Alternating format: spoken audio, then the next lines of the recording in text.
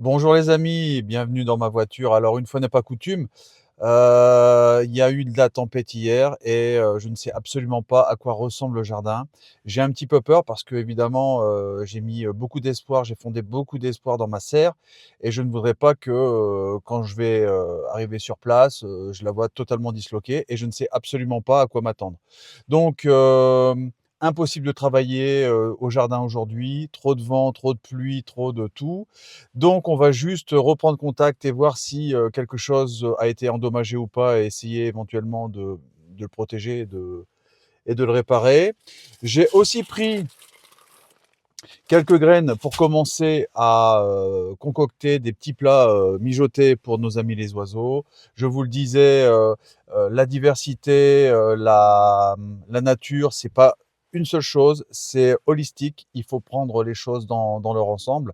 Donc on va, travailler aussi sur la sphère, accueil des animaux et évidemment, vous le savez, chez moi, les oiseaux sont les bienvenus. Voilà, donc on se rend tout de suite au jardin pour voir un petit peu l'étendue des dégâts. Espérons que... Allez, on y va.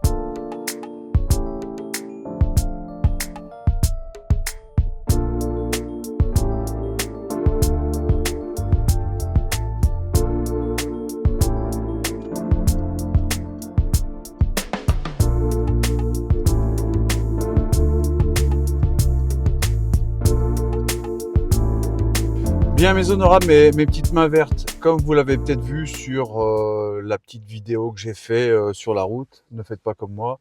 Évidemment, j'ai été très très soulagé de voir que la serre était toujours en place. Maintenant, on va aller voir un petit peu le dispositif que j'avais mis pour récupérer de l'eau.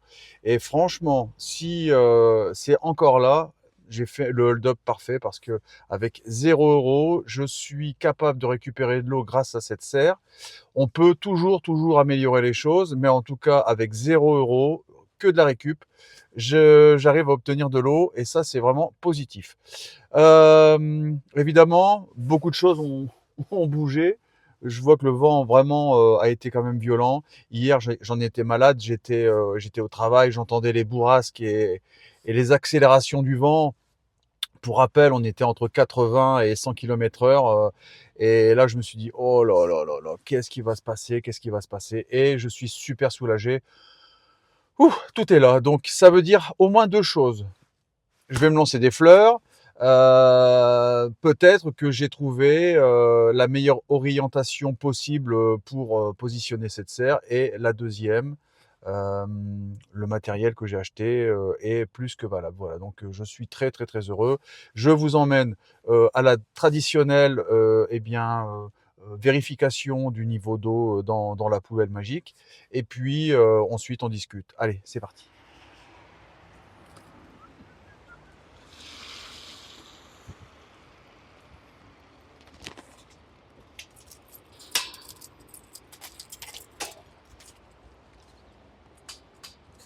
Bien les amis, ça y est, on est arrivé. Alors, regardez un petit peu de ça. Regardez-moi un petit peu ça. Tout est, mais alors plus que trempé. Je vais prendre un petit peu plus d'angle. Hop, voilà. Donc tout est vraiment trempé. Je vais chercher de quoi mesurer la hauteur d'eau. Mais bon, oh, même pas la peine. Voilà. Regardez, en une nuit, la poubelle est remplie. Alors là, c'est magique. C'est trop bien. Ah ouais, là, je suis content. Alors, 80 km/h de vent, des tempêtes, des bourrasques, et je récupère de l'eau. Ça, c'est toujours présent. Ah, franchement, là, je suis agréablement surpris. Allez, j'y retourne. Je vais dans la serre et on se parle un petit peu. Allez, on y retourne. J'avais oublié de mesurer. Je suis très curieux. Donc, on arrive à 38. On avait 20 la dernière fois. On a récupéré 18 cm ou 20 cm, je sais plus, d'eau. Bien, Les amis, mes petites mains vertes, mes honorables, alors je suis dans la serre parce que évidemment ici c'est quand même plus tranquille pour pouvoir discuter. Je vais être honnête, je vais pas faire grand-chose aujourd'hui parce que c'est pour moi un sacrilège que de défoncer cette terre. On a mis du temps pour la couvrir et c'est pas maintenant que je vais tout saccager. Voilà, donc on va simplement discuter un petit peu aujourd'hui et je vais vous dire un petit peu mes priorités, mes axes de priorité. Alors évidemment, ça sert à rien de s'en vouloir, ça sert à rien de culpabiliser. Mettez et mettons à profit ces moments d'inactivité pour passer à autre chose. On est évidemment à la fois des jardiniers, des pères et des mères de famille, mais aussi des gens qui ont peut-être des passions, mais ces passions, on n'a pas le temps de pouvoir les pratiquer, etc. Donc là, c'est vraiment, je pense, le bon moment pour mettre à profit ce temps qui nous est donné. Donc évidemment, moi, je vais commencer, première chose, à concocter des petits plats, comme je vous disais, pour les oiseaux. Donc on fera ça peut-être ensemble les prochains jours. On fera des boules de graisse remplies de graines et puis on mettra des graines un petit peu partout. Et puis si les graines tombent, eh bien ça fera de la matière organique.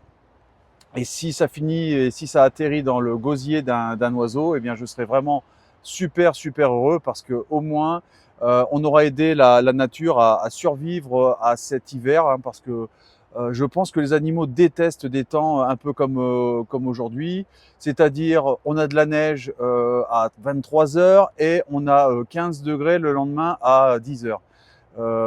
Et puis ensuite on a une tempête et ensuite on a -2 qui va avoir lieu dans une nuit ou deux. Je pense que quelque chose de plus stable, un climat plus stable, c'est-à-dire par exemple un froid pendant 15 jours, est peut-être préférable à cette alternance catastrophique. Voilà, donc moi j'ai décidé d'aider un petit peu mes amis les oiseaux. Évidemment, je vais mettre à profit aussi pour faire de la lecture.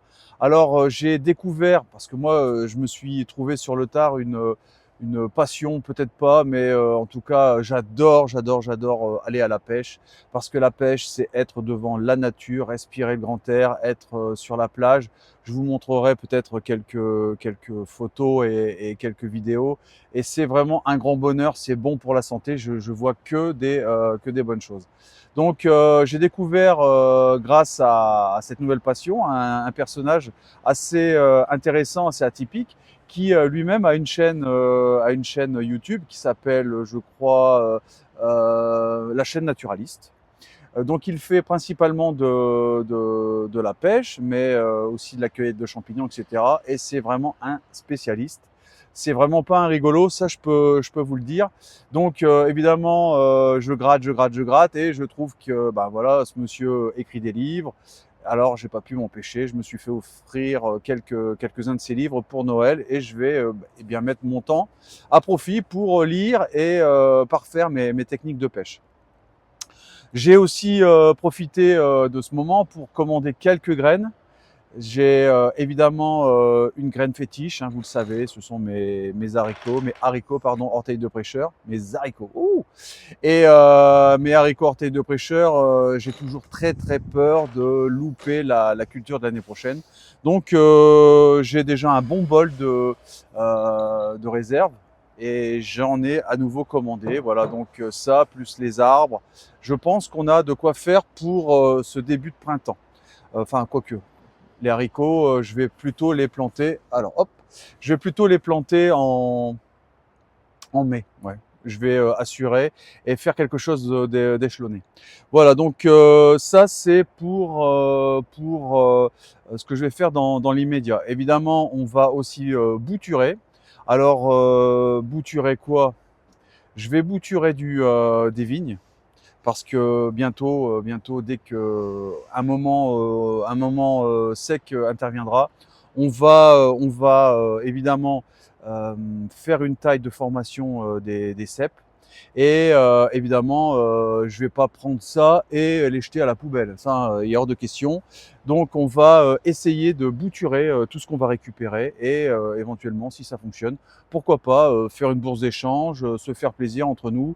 Ça pourrait être sympa, d'autant que je commence à avoir une petite collection un peu un peu trop grande en fait, hein.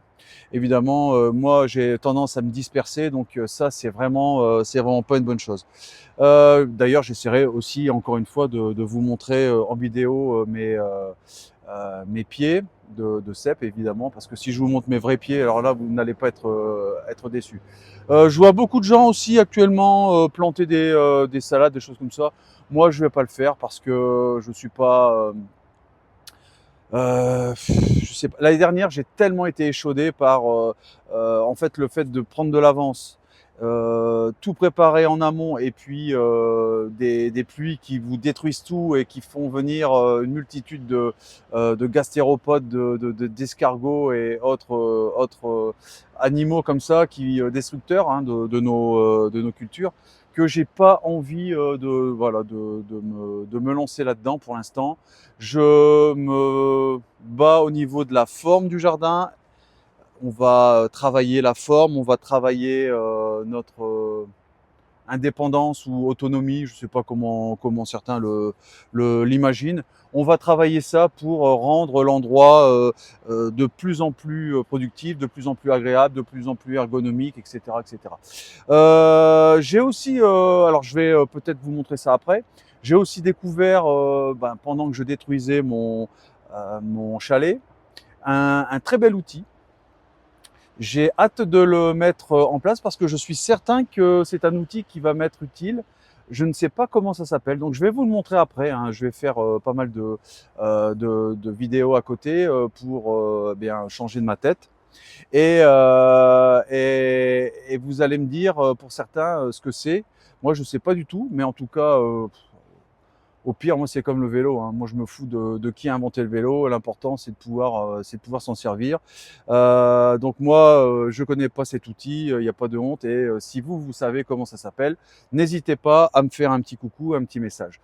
D'ailleurs, en parlant de ça, 1227, je crois, abonnés en un peu plus d'un an. C'est formidable et je tenais vraiment une nouvelle fois à vous remercier. Vraiment, merci pour votre confiance. Vous avez bien vu un peu l'idée générale de cette chaîne.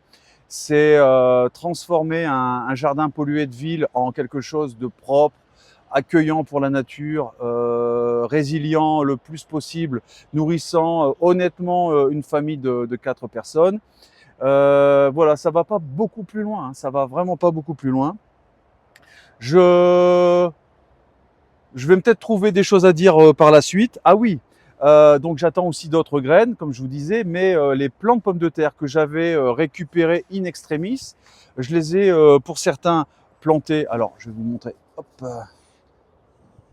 Alors, je les ai plantés ici, en bordure des carottes. Évidemment, je ne donne pas cher spécialement de leur peau. Donc, j'ai décidé de mettre les autres plants qui n'avaient pas été trop endommagés. Oups, je reviens. À germer. Et il se trouve que les plants réagissent très bien. On commence à avoir des germes. On commence à avoir des germes assez courts.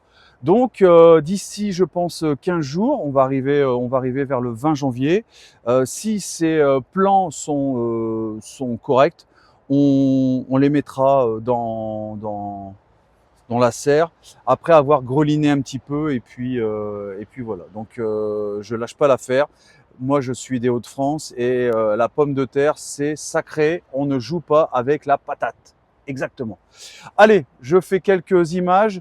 Comme vous l'avez compris, je n'ai pas pu, j'ai dû renoncer aussi à la construction du chalet.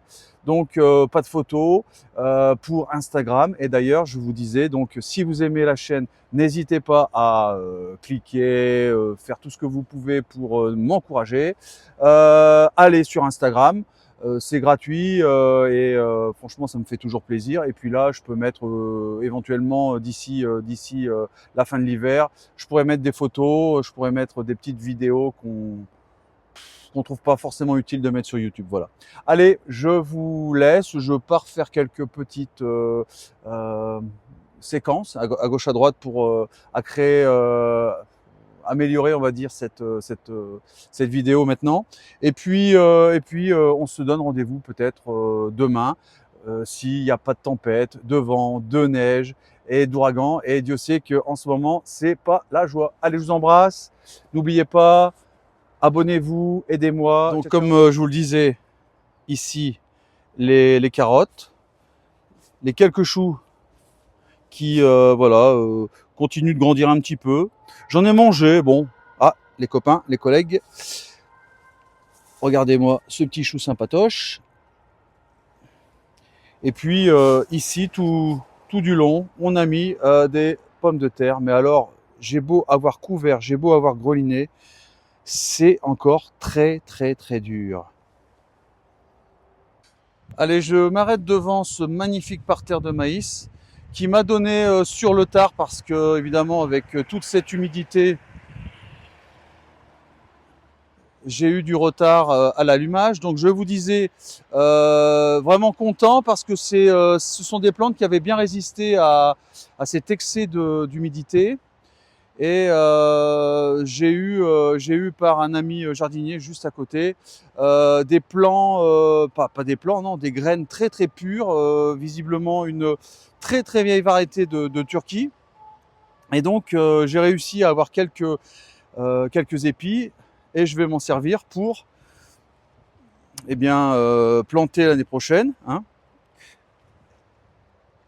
Évidemment, d'abord, on va travailler la semence et ensuite on en mangera. Voilà. Donc, vous voyez, ça fait beaucoup de matière. Et c'est bien ça le principal, c'est ce qu'on veut, c'est avoir des légumes, de la matière, etc. On va essayer ensuite de sauver plus ou moins nos fleurs. Vous savez que j'adore ça. Et contrairement à l'année dernière, j'ai pas pris mes dispositions, j'ai pas pris mes précautions et tout est resté en terre. Donc il va falloir les retrouver et les protéger du mieux qu'on peut. Étonnamment, regardez un petit peu. La menthe, donc là je vais être envahi. Et regardez, de l'ail éléphant que j'ai oublié de l'année dernière. Non, ou plutôt qui avait semblé pourrir et que j'ai laissé sur place. Et finalement, un an plus tard, ça ressort. Donc vraiment une très belle nouvelle. Ça, j'adore aussi, hein, ce sont les asperges. On va voir un petit peu ce que ça donne. Au niveau des salades, évidemment, je ne peux pas cueillir une salade entière. Par contre, ce que je peux faire, c'est prendre 15-20 feuilles par endroit et 15 feuilles par-ci, 15 feuilles par-là. On obtient une merveilleuse salade biologique. Voilà. Les navets, bon, je ne donne pas spécialement cher de leur peau, mais regardez, on en a, ça résiste. Donc ça va peut-être reprendre un petit peu. Voilà. Et puis, pareil, des choux de Chine, malgré l'hiver, ça monte. Ça y est, hein, on a passé un cran au-dessus. Hein. On a plus de lumière maintenant et les végétaux vont à nouveau. Regardez, une adventice en plein hiver. Hop, allez, voilà, matière organique. Et donc, forcément, choux de Chine, mes petites fleurs que j'adore. Et puis, de temps en temps, on vient découvrir un oignon. Donc là, forcément, on va récupérer plutôt de la semence. Ici, on aura de la semence. Alors, ce qui est génial avec des radis, par exemple, d'ici mois de mars, on aura beaucoup de fleurs. Les fleurs vont nourrir les premières abeilles. Ça va être génial. Pareil, là, on risque d'avoir en deuxième de la fleur parce que ces végétaux réagissent sur 2 années. Première année, on fait un bulbe. Deuxième année, on fait des graines. Et donc, on aura pour l'année prochaine de la graine. Mais avant les graines, on a des fleurs. Et les fleurs, c'est bénéfique pour les animaux, comme les abeilles. Bien les amis, allez, ça sert à rien de s'acharner. Quand je vois cette tignasse, je sais ce que je vais faire maintenant. Je pars chez le barbier et coiffeur pour me refaire une petite beauté. Je vous donne rendez-vous certainement demain si le temps me le permet.